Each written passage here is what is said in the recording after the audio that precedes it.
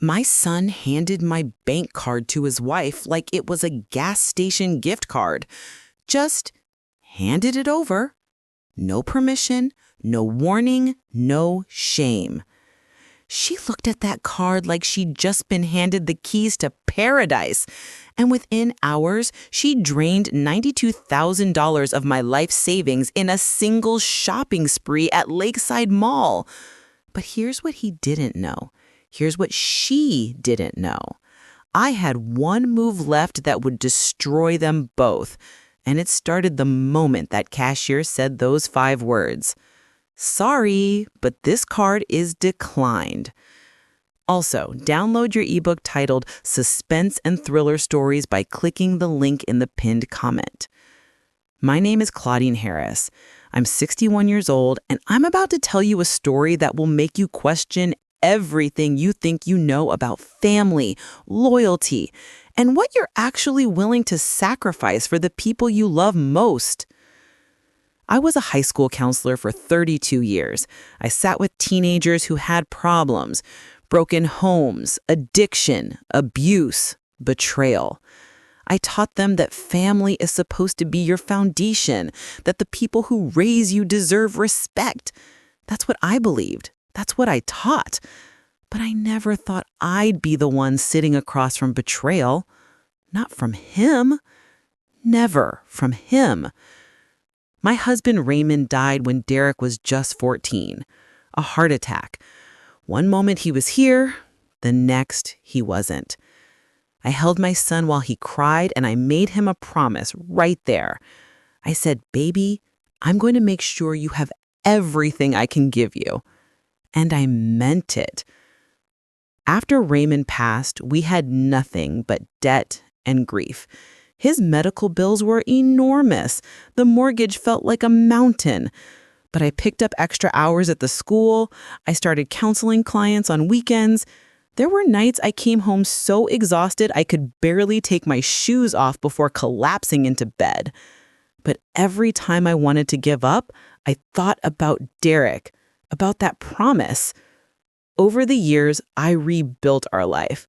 Not lavishly. I'm not the type who needs a mansion or a closet full of designer clothes. But I built security. I built a foundation so solid that when Derek was old enough to leave, he wouldn't carry the same weight I carried. I paid for his college. I helped him buy his first car. When he needed advice, I gave it freely. And every single time he'd look at me with gratitude and say, "Mom, I'm going to take care of you one day. I promise." I believed him. Derek was always a good kid, smart, respectful, driven. He had my work ethic and his father's charm. I was so proud of him. He was my greatest accomplishment. But then he met Tanya, and everything changed. She came into his life like a storm dressed in silk, loud, bold, and impossibly beautiful in the way that makes men lose their minds. She had long nails that clicked against every surface, a laugh that demanded attention, and clothes that screamed for people to look at her. She was always performing, always on stage, even in my living room. From the first moment, I felt it. That hollow feeling behind her smile, that coldness in her eyes.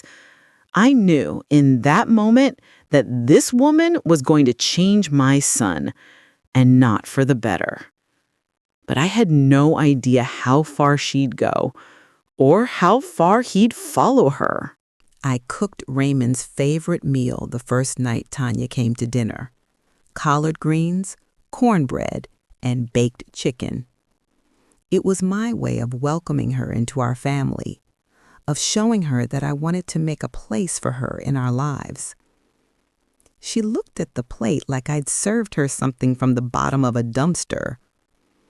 "Oh, I don't usually eat food like this," she said, laughing in that fake way that makes your skin crawl. "But I guess I can try it." Derek laughed it off, but I saw his face shift. That embarrassed look, the same one his father used to give me when he was around his fancy colleagues at work. like I wasn't quite good enough.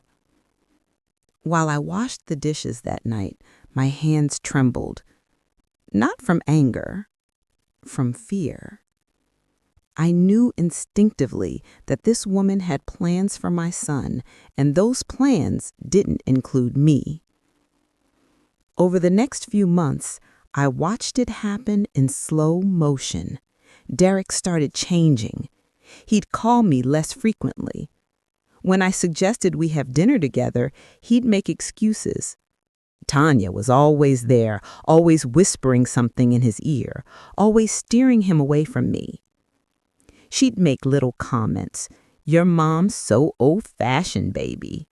Doesn't she ever think about modern things? I don't know how you dealt with all those rules growing up." And Derek would laugh. He'd actually laugh. But the worst part? He stopped defending me. 6 months after they met, he proposed to her. I remember the phone call.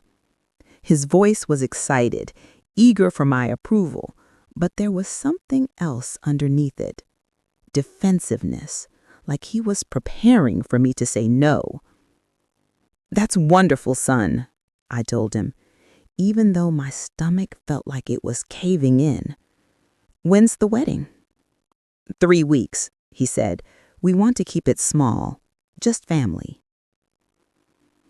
I was there on that day, watching my only child marrying a woman I didn't trust with my heart, let alone with his. Tanya looked beautiful in white, and everyone smiled and clapped. But I kept thinking about that first dinner, about the way she'd looked at my cooking like it was beneath her. Prophecy has a way of proving itself. Within a year of the wedding, I'd given them $30,000 for a down payment on a condo. Derek promised he'd pay me back. He never did, but I didn't push it. I told myself it was an investment in his future, in our family. Then came the requests. A car repair, a medical bill, help with the mortgage payment because Tanya had quit her job. She wanted to find herself, according to Derek. Each time I said yes, not because I was naive, but because I kept telling myself the same lie over and over. He's my only child. If I can't help him, who will? I didn't realize then that the real question should have been, when will he stop asking? The answer came sooner than I expected. One Sunday afternoon, I decided to surprise them. I'd baked Derek's favorite dessert since childhood, peach cobbler, and I drove over to their condo unannounced. I was feeling nostalgic, I suppose. I wanted to remember what it felt like to be needed by him in a way that mattered. I heard them arguing before I even reached the door. Tanya's voice cut through the walls like a blade. "Your mom's so old-fashioned, baby. Doesn't she ever think about modern things? I don't know how you dealt with all those rules growing up." And Derek would laugh. He'd actually laugh. But the worst part, he stopped defending me. The cobbler fell from my hands. It shattered on the concrete, and I stood there watching the pieces scatter, thinking that's what we were now. Scattered, broken, and I didn't even know when the cracks had started to show. I didn't knock on that door.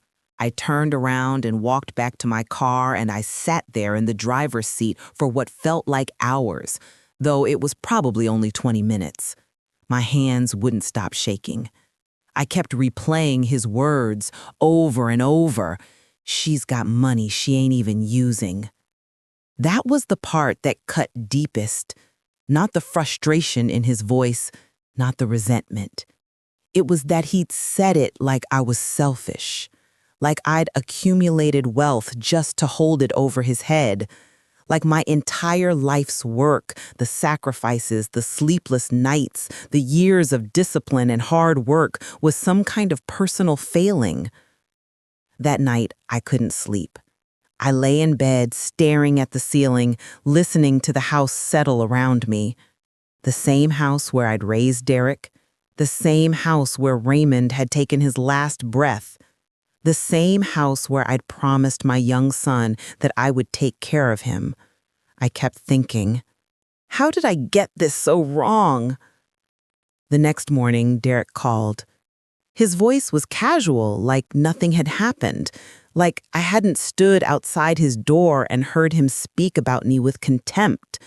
"Hey, Mom, how are you?" "I'm fine," I said flatly. "How are you?" "Good, good. Actually, Tanya and I were wondering if you could help us out. The car's broken down and we don't have the money to fix it right now. It's going to be like $2,000. Could you?" I hung up on him. Not out of anger, out of something colder than that, out of clarity.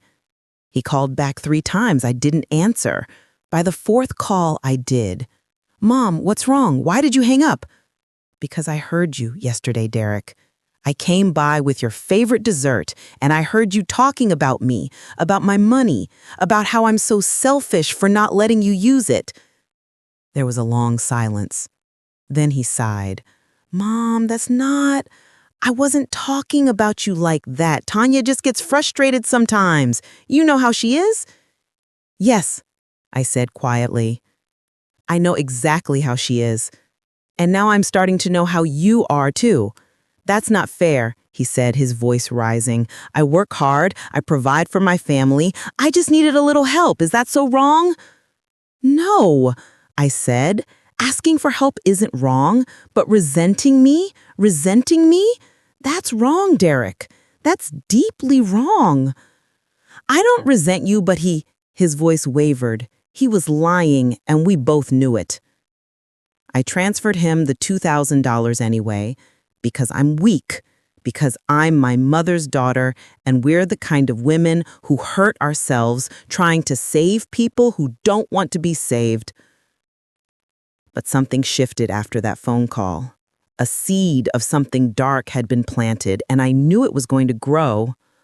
Over the next few weeks, Derek's requests became more frequent and more expensive. He needed help with the mortgage. Tanya needed dental work. They wanted to take a vacation, and could I just cover their portion of the Airbnb? Each time I said yes, but each time I felt a little piece of myself disappear. I started checking my bank account more frequently, not out of paranoia, out of a deep, unsettling intuition that something was coming, something I couldn't stop. I didn't know what it was yet, but I could feel it approaching like a storm on the horizon. It was a Wednesday afternoon when Derek called me. "Hey, Mom, I need to ask you something. Can I borrow your card? Just for a quick emergency. I need gas, and I left my wallet at Tanya's office. I'll bring it right back. Promise." I hesitated. He'd borrowed my card before, a handful of times over the years. He'd always returned it promptly. But after what I'd overheard, after weeks of mounting requests and resentment, something told me to say no. But he was my son, and he said it was an emergency. "Okay," I said, "but just for gas, and bring it back tonight." "I will, Mom. I promise. You're the best." He came by about an hour later. I handed him the card without thinking too much about it. We made small talk for 5 minutes. He told me about a project at work. I asked about Tanya. Everything felt normal, ordinary, safe. He left, and I went back to my afternoon. I had some tea, I watched a little television, I started a crossword puzzle. 2 days later, my phone rang. "Mrs. Harris, this is Janet from First National Bank. Are you currently making a purchase of $92,000 at Lakeside Mall?" The world stopped. "I'm sorry. What?" I whispered. "A woman by the name of Tanya Harris is attempting to use your card to make a purchase at Lakeside Mall. The transaction is pending. Are you authorizing this?" My mouth had gone dry. My heart was pounding so hard I thought it might burst through my chest. "No," I said. "No, absolutely not. Decline it immediately. Decline it right now." "Of course, Mrs. Harris. The transaction has been declined. However, we should discuss what's happened here. It appears there may have been unauthorized." I wasn't listening anymore. I'd already hung up. My hands were shaking so badly I could barely hold the phone. $92,000. That was more than half of my savings. That was my security. That was my independence. That was the life I'd built brick by brick over decades of sacrifice. And my son had handed my card to his wife like it was nothing? I sat down on my living room couch, and for the first time in years, I felt truly afraid. Not of Tanya, not of losing money, but of the realization that my son had planned this. He'd known exactly what was in my account. He'd done the math. He'd calculated how much he thought he could steal from me. Within an hour, Derek called. His voice was sharp, angry. "Mom, why'd you cancel the transaction? Tanya was just buying a few things for the house." "A few things?" I said, my voice trembling with rage. $92,000 worth of things? Derek, what were you thinking? "Look, it wasn't all her idea. I told her to use your card. I knew you had enough in there. You have more money than you could ever spend. We're struggling, and you're just sitting on—" "Stop," I said. "Just stop. How did you know how much I have?" There was a pause, a long, guilty pause. He finally admitted, "You left your laptop open last time I visited. Your bank app was showing. Mom, you've got money just sitting there doing nothing. We're trying to build our lives and you just—" I hung up on him. He called back immediately. I didn't answer. He called again and again. Each call went to voicemail. By the fourth call, I turned my phone off. I sat in that house, alone, with the weight of what had happened pressing down on me like a physical thing.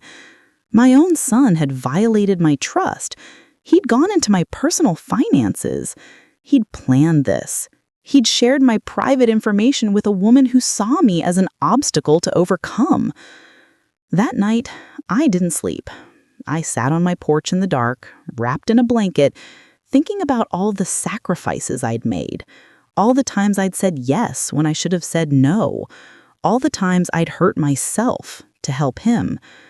And I realized something that would change everything.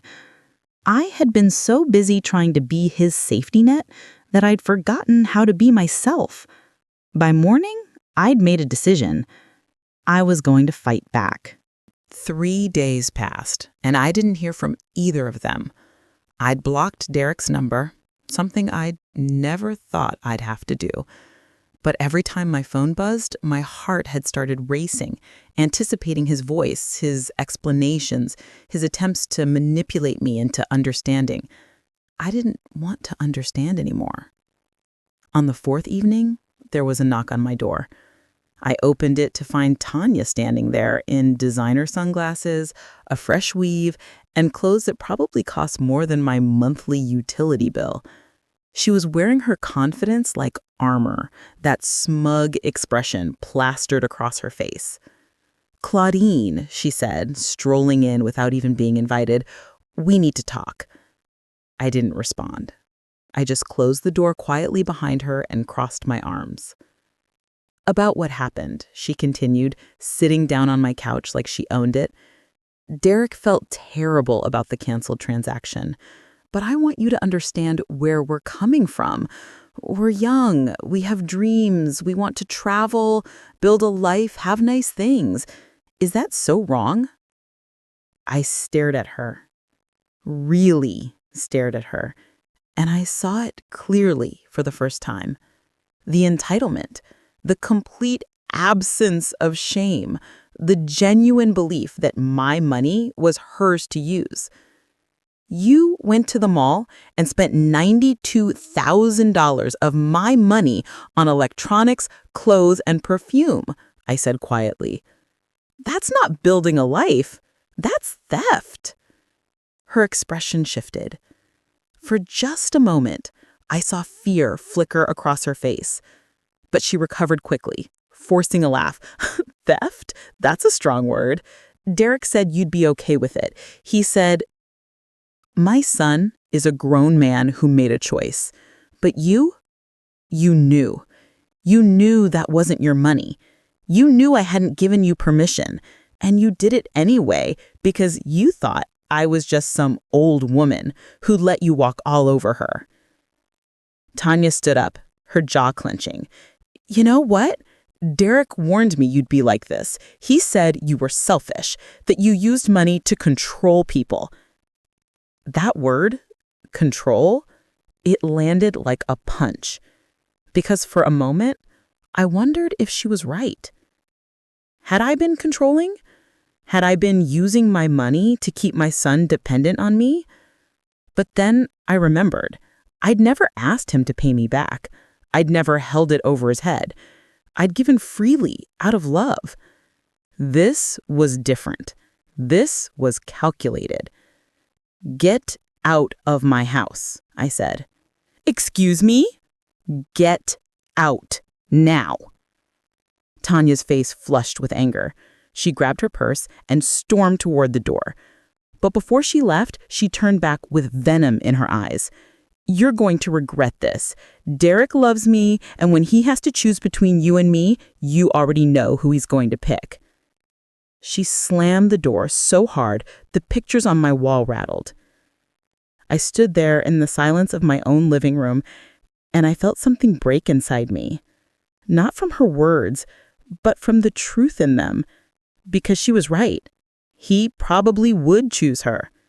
The next evening, Derek came to my house. He looked disheveled, eyes red, hands trembling, clothes wrinkled like he'd slept in them.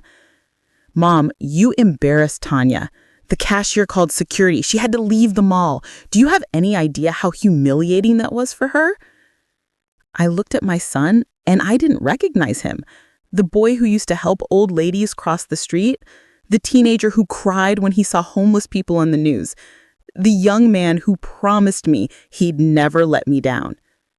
That person was gone. "Do you have any idea how humiliating it was for me?" I asked. "Derek, you violated my trust. You went through my personal information. You gave my card to someone without my permission." He took a step closer, his voice trembling with emotion. "You're choosing money over family? Over me?" "No," I said, tears streaming down my face. "I'm choosing respect over entitlement. I'm choosing myself over people who see me as a resource to exploit." He stared at me like I'd slapped him. "I'm your mother, Derek. I've given you everything, and you repaid that by treating me like I don't matter." "That's not fair," he whispered. "No, it's not fair that I have to say these words to you at all." He turned and walked out of my house. And as I watched him go, I realized something terrifying. He didn't come to apologize. He came to make me feel guilty. For the first time in his life, my son had made me feel like I was the problem. And I wasn't going to let that stand. 2 weeks later, a legal letter arrived at my house via certified mail. I opened it with trembling hands, already knowing what it would say, already knowing that Derek had taken this from betrayal to something far darker. My son had filed a claim of financial dependency. He was petitioning the court to access my estate while I was still alive, arguing that I was mentally unfit to manage my finances. Mentally unfit. The words blurred on the page as tears filled my eyes. My son, the boy I'd raised, sacrificed for, believed in, was claiming that I was unstable, that I couldn't be trusted with my own money. The lawyer's letter mentioned evidence that had been submitted. Letters, statements, documentation of my supposed erratic behavior and mental confusion. I called the law firm immediately. My voice was steady, but my insides were collapsing. "Can you tell me who provided these statements?" I asked the secretary. "Of course, Mrs. Harris. It's primarily from his wife, Tanya Harris. She's documented several instances of what she describes as confusion and concerning decisions. She's very worried about you." I almost laughed. Almost. Tanya. Of course. She'd fabricated a narrative about me. She'd turned my generosity into evidence of mental illness. She'd weaponized my love. I hung up the phone and sat in absolute silence. This was worse than theft. This was calculated destruction. This was my son, my blood, trying to take away my autonomy, my dignity, and my independence based on lies told by a woman he barely knew. I looked around my house, the one I'd paid for with my own hands, the furniture I'd chosen, the photographs on the walls documenting a lifetime of memories, the kitchen where I'd cooked countless meals for a son who now wanted to have me declared incompetent. Something shifted in me that day, something fundamental. The pain didn't disappear, but it transformed. It hardened into resolve. I called my financial advisor, Mr. Langston, the next morning. His voice was steady, professional, but I could hear the concern underneath. "Claudine, these kinds of cases are difficult, but we need to act quickly. We need to document your mental fitness. We might need to get you evaluated by a doctor. We should—" "No," I interrupted. "I'm not defending myself. I'm not going to spend the next year fighting my own son in court to prove I'm sane. I want to do something different." "What do you mean?" he asked carefully. "I want to restructure everything. I want to protect my money, and I want to send a message." There was a pause. "What kind of message, Claudine?" "That my life's work doesn't belong to someone who doesn't respect me." Within 3 days, we'd frozen all joint access to my accounts. Derek and Tanya had no ability to touch anything anymore. The doors had been closed. But that wasn't enough. I contacted a new lawyer, one who specialized in challenging fraudulent claims. Together, we prepared a response that would destroy their case. We gathered documentation of my mental fitness. We hired a private investigator to verify that Tanya had fabricated her statements.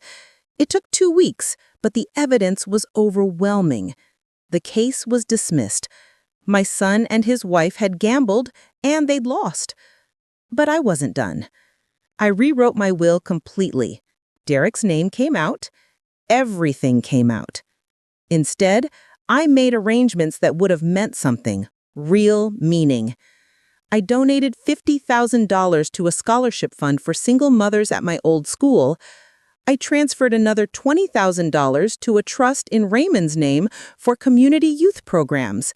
And for Derek, I left a letter, sealed, to be opened only after my death. In it, I wrote words that I needed to say, even if I'd never hear his response. "You took from me what cannot be replaced: trust. You were my son, my pride, and my hope, but your greed turned love into betrayal. Remember, money can be earned again, but trust, once broken, leaves a permanent scar. I forgive you, Derek, but I will never forget."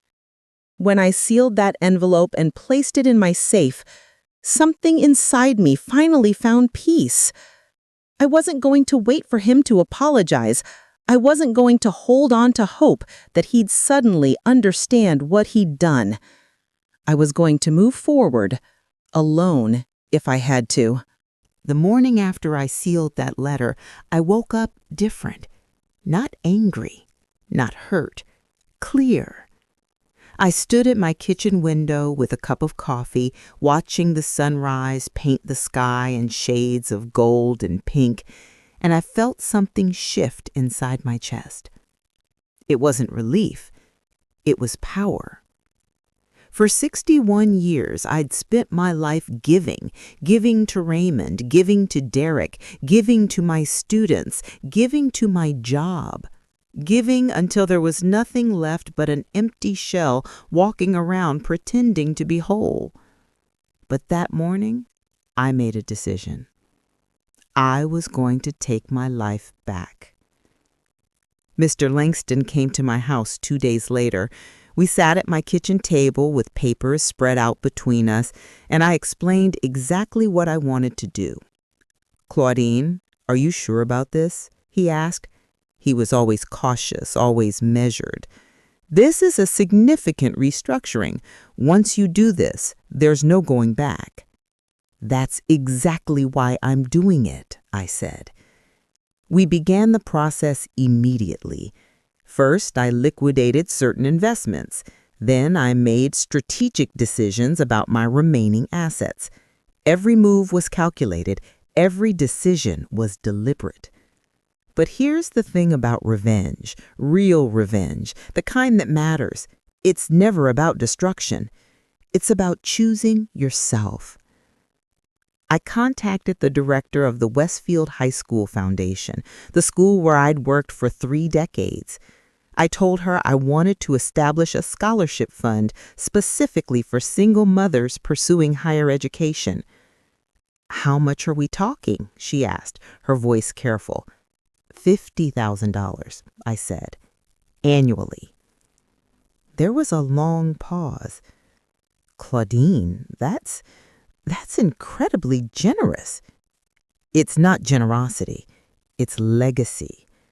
I want these women to know that their sacrifices matter, that their struggle has value, that there are people in this world who recognize what they're doing and want to honor it." I could hear the emotion in her voice as she thanked me. Next, I established a trust in Raymond's name, $20,000 dedicated to youth mentorship programs in our community, programs that would teach young people about integrity, about respect, about what it actually means to be a good person. With each decision, I felt lighter, not because I was getting rid of money, but because I was reclaiming the purpose of my life's work. It wasn't about accumulation. It was about impact. By the time I was done, I'd restructured my will, protected my assets, and ensured that my legacy would be defined by my values, not by my son's greed. The lawyer asked me one final question. "And you're certain about removing Derek?" I nodded. He made his choice. Now I'm making mine. But I did leave him something. That sealed letter. Words he'd have to read after I was gone, when there was no one left to defend him, no excuses left to make. I wanted him to understand, truly understand, what he'd lost. Over the next 3 weeks, I made small changes to my life. I didn't broadcast them. I didn't call anyone. I simply lived differently. I stopped second-guessing myself. I stopped waiting for Derek's calls that never came. I stopped checking my phone, hoping to see his name on the screen. Instead, I did things I'd put off for years. I took a painting class at the community center. I joined a book club. I volunteered at the animal shelter on Saturdays. I spent money on myself without guilt, new clothes, a spa day, a weekend trip to the mountains. For the first time in decades, I was living for me. And it felt terrifying. It felt selfish. It felt absolutely necessary.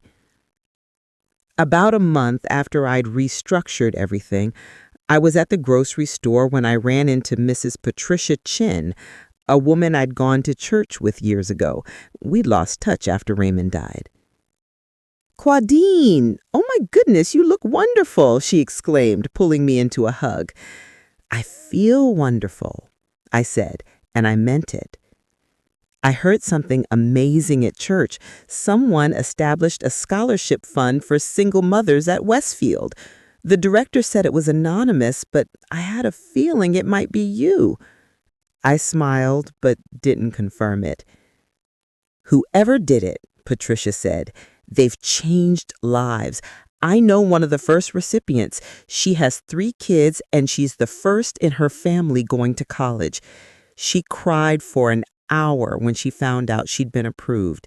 She said it felt like someone was telling her that her life mattered. I felt tears prick my eyes, but I blinked them away.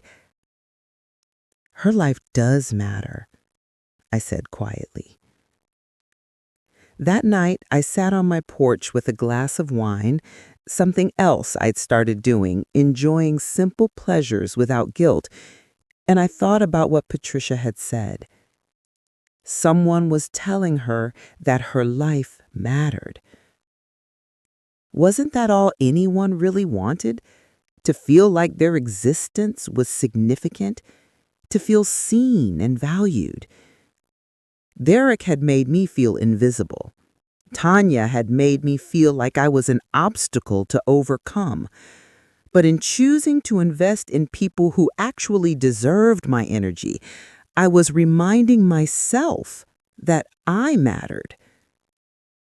I wasn't just a mother. I wasn't just a counselor. I wasn't just a wallet to be emptied. I was Claudine Harris, and my life, my real, authentic, messy, beautiful life, belonged to me. The revenge wasn't in punishing them. It was in refusing to let them destroy me. 3 months after I'd restructured my will and cut Derek completely out of my life, I got a call from my neighbor, Susan. We'd lived on the same street for 15 years, though we'd never been particularly close. "Claudine, I don't know if you've heard, but I saw your son at the grocery store yesterday. He looked rough." I didn't respond immediately.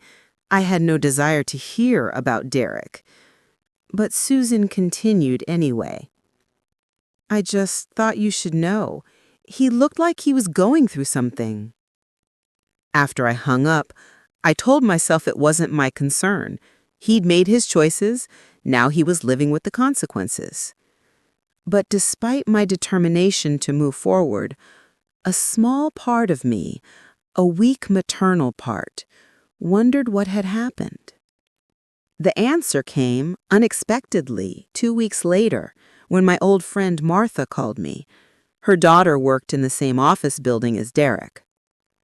"Claudine, I heard Derek got divorced," Martha said gently. "His wife left him. Apparently she cleaned out their savings and disappeared." I set down my coffee cup very slowly. "What do you mean she disappeared?" "From what my daughter heard, Tanya took everything they had, all of Derek's personal savings, money he'd been setting aside for years, and just left. She even sold his car before she went.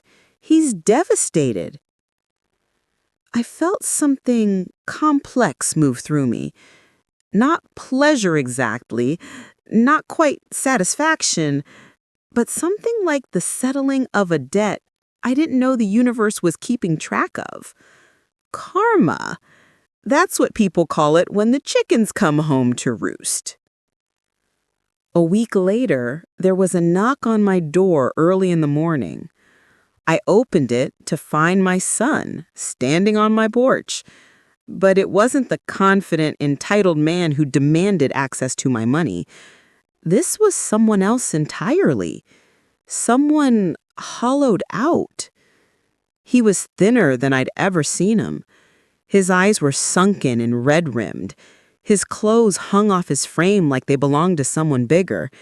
He hadn't shaved in days, maybe weeks. "Hi, Mom," he said quietly. His voice cracked on that single word. I didn't invite him in. I simply stood there, taking in the devastation that 3 months of consequences had wrought. "Can we talk?" he asked. I stepped aside and he came into my house like a ghost moving through familiar rooms. He sat down on the couch, the same couch where Tanya had smugly informed me that he'd choose her over me, and he put his head in his hands. "She left," he whispered. "She took everything and just left. $200,000, Mom. I'd been saving it for years. I was going to buy a house. I was going to build something real, and she just took it." I watched my son cry. I watched him fall apart on my furniture, and I felt nothing. Not satisfaction, not quite anger, but just a deep, hollow emptiness. "I was so stupid," he continued. "I wanted to impress her so badly. I wanted to give her everything. I didn't even realize that I was losing myself in the process, that I was losing you." He finally looked up at me, and his eyes were full of an anguish that would have shattered me months ago. "I'm sorry, Mom. I'm so sorry. I was blinded by what I thought was love, but it was just desperation. It was me trying to fill some hole inside myself, and I used you to do it." I wanted to comfort him. Every maternal instinct in my body screamed at me to pull him into my arms and tell him everything would be okay. But I couldn't, because everything wasn't okay, and pretending it was would be dishonest to both of us. "She didn't force you to do what you did, Derek. You made choices. You violated my trust. You and your wife tried to have me declared mentally unfit so you could steal from me. Those were your choices." He flinched at each word like I was physically striking him. I know that now. I didn't realize at the time how badly I was hurting you. I was so caught up in my own wants, my own needs, that I couldn't see what I was doing to you." "That's the problem," I said. "You couldn't see me. You saw my money. You saw my house. You saw resources to be exploited, but you didn't see me." He cried harder then, real gut-wrenching sobs that came from a place of genuine despair. And I sat across from him, my only child, destroyed by the very greed he'd fed into. I realized something in that moment. This was the true consequence. Not the legal battle, not being cut out of my will. This realization, this moment where he finally understood what he'd lost. "I can't fix this overnight, Derek. I can't just forgive and forget. Trust isn't rebuilt in an afternoon." He nodded, tears streaming down his face. "I know. I needed you to know how sorry I am." He stayed for another hour. We didn't talk much. We just sat together, separated by everything that had been broken between us. When he left, he looked like a man who had finally understood the price of his choices. 4 months passed. I didn't see Derek during that time. We didn't speak. He called occasionally, but I let most calls go to voicemail. I wasn't ready yet. The wound was still too fresh. The betrayal too recent. But something surprising started happening. One afternoon, I was volunteering at the community center, the one where they ran the youth mentorship programs that Raymond's Trust had funded. when the director, Mr. Williams, pulled me aside. "Claudine, I need to talk to you about something," he said. "One of our volunteers has been doing incredible work with the kids. He's been here every Saturday for the past 4 months, completely anonymous. He refuses to take credit for anything, won't let us acknowledge him publicly." I had a feeling where this was going. "The thing is," Mr. Williams continued, "he's been quietly funding some of our programming. He donated $5,000 last month to upgrade our computers. He's been buying school supplies for kids whose families can't afford them. He's completely transformed our reading program." My heart did something complicated in my chest. "Do you know who he is?" I asked. "I do," Mr. Williams said, "and I think maybe you do too. He asked me to give you this." He handed me an envelope. My name was written on it in familiar handwriting.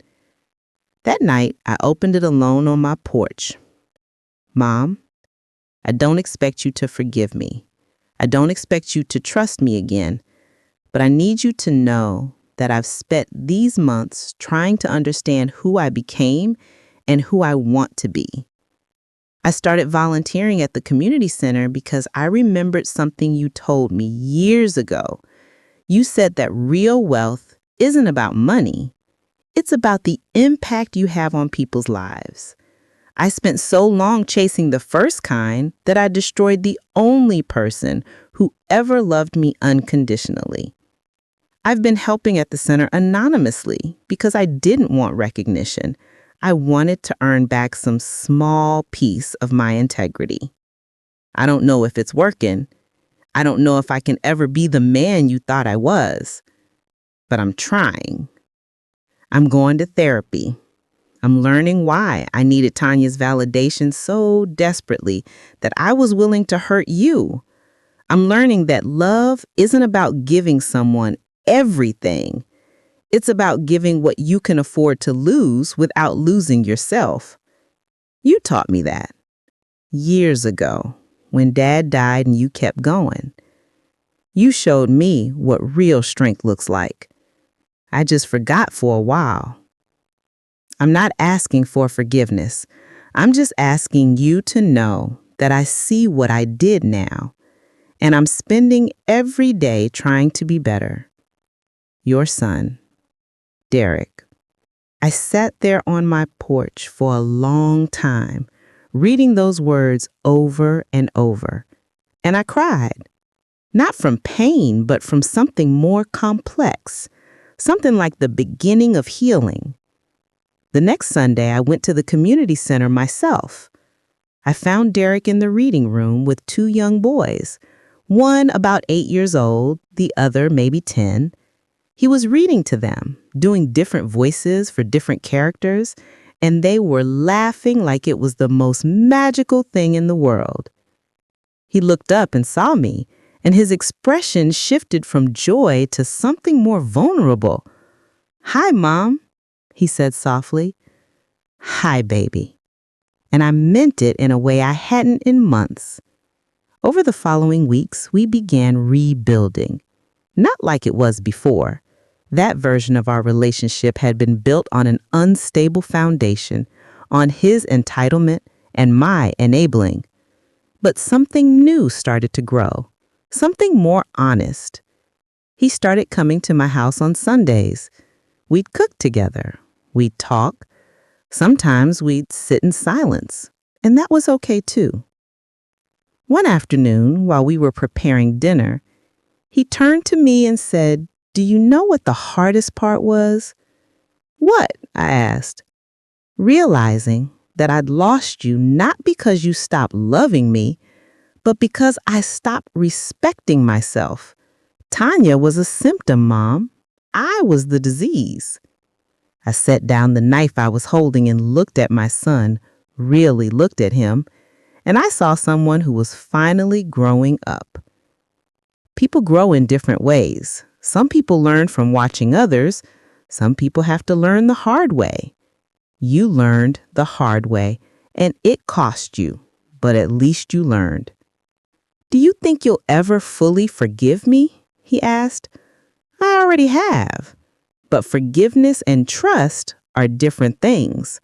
Trust is earned, and you're earning it every single day. He pulled me into a hug, and for the first time since the card incident, it felt like we were finally on solid ground.